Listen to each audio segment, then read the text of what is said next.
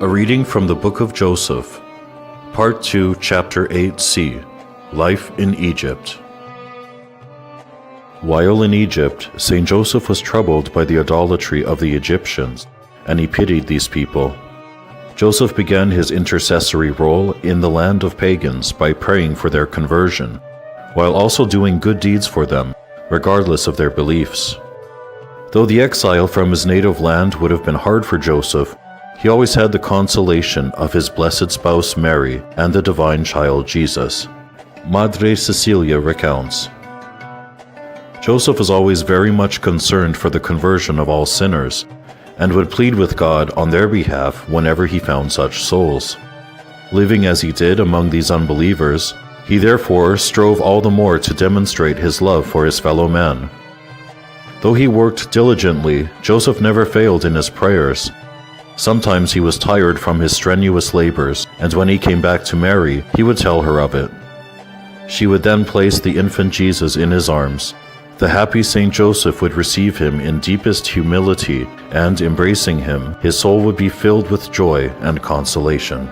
Besides working amongst the pagans to provide for the Blessed Virgin Mary and the child Jesus, Saint Joseph also sought out fellow Jews who were living and working in Egypt. Blessed Anne Catherine Emmerich reveals that Joseph not only befriended his fellow Jews, but he built for them a small house of prayer. Blessed Anne Catherine Emmerich tells us, Joseph built a place of prayer in which the Jews living in the city assembled with the Holy Family. Before this, they had no meeting place for prayer. I was often shown how the little Jesus was already growing bigger, and how he played with other children. He could already speak and run quite well. He was often with Joseph, and sometimes went with him when he worked away from home. While in Egypt, it is said that during their 7 years there, the Blessed Virgin Mary and her spouse Saint Joseph would preach to the Egyptians and even perform healings in the name of their son. Venerable Maria d'Agreda reveals, many books would be required to describe the wonders and the conversions of souls that took place during the 7 years of their stay in Egypt. Whenever Mary listened to and answered those that came to her, she held in her arms the infant Jesus, as the one who was the author of all the graces to be dispensed to sinners.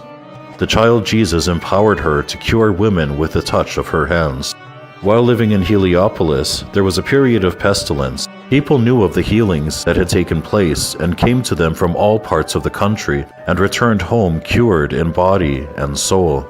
Saint Joseph too was ordained by God in the teaching and healing of the infirm. For this purpose he was endowed with new light and the power of healing. He ordinarily taught and cured the men, while the Blessed Lady attended to the women. To learn more about Saint Joseph and his life with the Holy Family, please get your copy of The Book of Joseph, available worldwide.